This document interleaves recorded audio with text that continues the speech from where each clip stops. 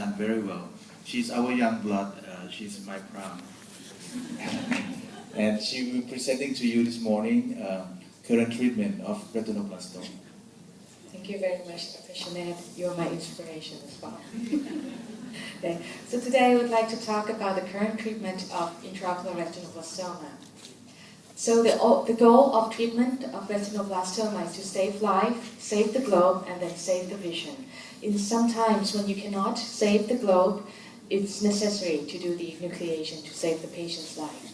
So today we are talking about the treatment strategy that we can use to save all those goals. So these are all the treatment that is currently available now. I'm proud to say that we have it all in Thailand. So systemic chemotherapy is the mainstay of the treatment of intraocular retinoblastoma nowadays. It's introduced by Dr. Murphy and Dr. Galley in 1996 and called it chemoreduction, which is giving the patient systemic chemotherapy and local treatment over the tumor, either by cryotherapy or TTT or laser photocoagulation.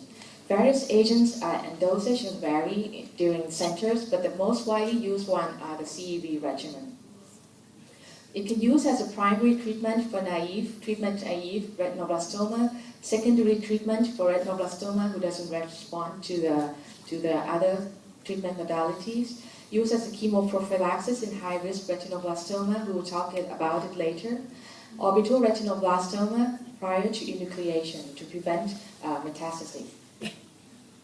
So the good things about systemic chemotherapy is it's effective for tumor control in group A to group C. Group D overall globe salvage rate is about 50%. It can prevent pinealoblastoma and it can reduce the chance of secondary cancer. But it also has bone marrow suppression. It can produce acute myeloid leukemia, which is very rare. Ototoxicity has been reported, but with the dose of carboplatin that we're using right now, it's very low. Infertility is still questionable. This is our patient who has bilateral group D and group E retinoblastoma. After treatment of VC for 6 cycles and TTT, the tumor regressed very well. Sometimes after the treatment, the tumor regressed. You have to look for seeds. If the seed appears and you don't detect it early enough, it might grow and cause troubles. So this is the vitreous seeds that, the subretinal seeds that has been treated successfully with cryotherapy. Intraarterial chemotherapy, introduced by Reeves in 1950s, and then Professor Kaneko in Japan described the technique of using balloon catheterization, and later Dr. Abramson further the technique by supraselective technique. So it involved putting in the catheter through the femoral artery up to the internal carotid artery, and then infuse the chemotherapy agent directly into the ophthalmic artery.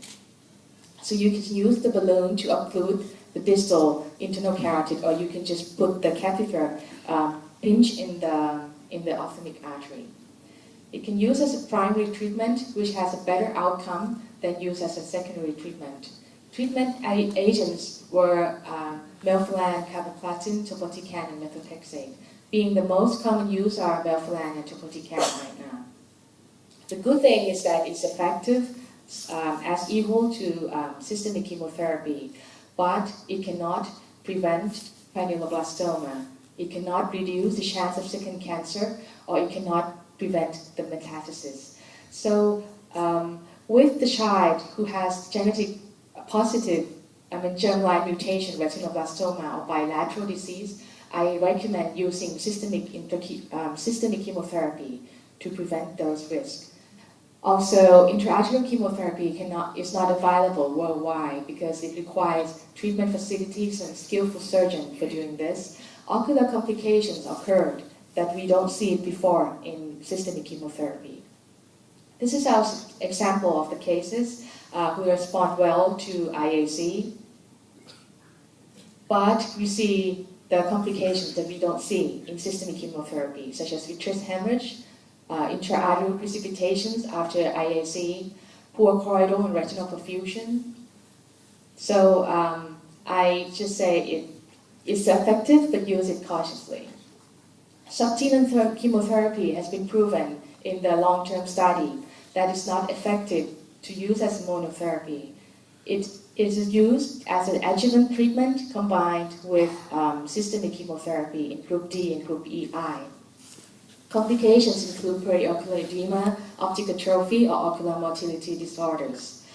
It's interesting that right now there are the studies going on about natal particle-bound carboplatin to use as the adjunctive treatment or maybe primary treatment. So it's quite interesting and see how it goes in the future. Intravitreal chemotherapy introduced by Serigard in 1995. He's treated one eye patient with vitreous seeds with intravitreal chemotherapy. Later, Dr. Kaneko and Dr. Suzuki using melphalan. Later, after 2011, many centers have used intravitreal chemotherapy to treat vitreous seeds. It's very dangerous to inject something or put a needle in retinoblastoma eyes. So intravitreal chemotherapy should be used cautiously for vitreous seeds only. I don't recommend to use it in attempt to save globe in advanced diseases. Cautious injection technique to prevent extraocular tumor spread is required. You have to do the ultrasound guided selection site, reduce intraocular pressure either by AC anterior chamber paracentesis or by digital massage, using after injecting the agent into the vitreous. While you're withdrawing the needle, you have to do the cryotherapy to kill any cells that can come out. And Dr. Abramson has described that the sterile water can kill the tumor cells well, so he irrigates the surface after the injection. The good thing is that it's effective to control the vitreous seeds. The globe salvage rate range from 51 to 100%. Depends on the studies. And the cons is that the risk of extraocular spread is need to be accounted. It's a new treatment modality. Optimal dosage and frequency and complications long term, we don't know. The complications in short term, we see that from the needle you can have cataract, retinal detachment or infection after injection. From the medicine itself, you can have decreased ERG, pigmentary retinopathy or chorioretinal atrophy after the intravitreal injection. This is our case with localized vitreous seeds that has been treated successfully with intravitreal melphalan. And another case who failed IAC, we treated her with intravitreal methotrexate and she's done well. Plaque brachytherapy can use as a primary or secondary treatment adjunct to the other treatment modalities. External beam radiotherapy is rarely used right now because it's of this risk, and we have the chemotherapy. Enucleation is still required in the most of ICRB Group E because low globe salvage rate from chemoreduction or IAC.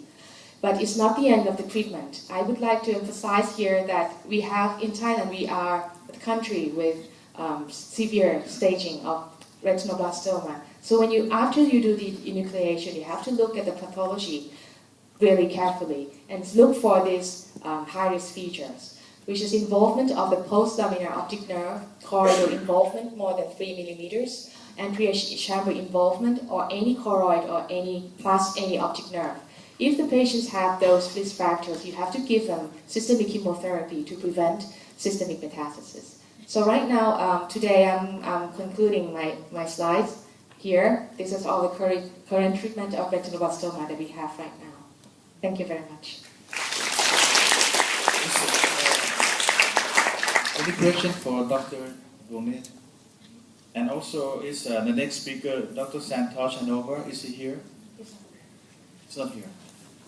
So I'd like to commend Dr. Rojanaporn for how much progress you've made here in Thailand just in a few years. I mean, being able to deliver intraarterial chemotherapy is a giant step forward. Actually, Dr. Longsi Hospital is the one who did the first IAC in Thailand. So I follow her footsteps. She's one of my inspiration. Yeah.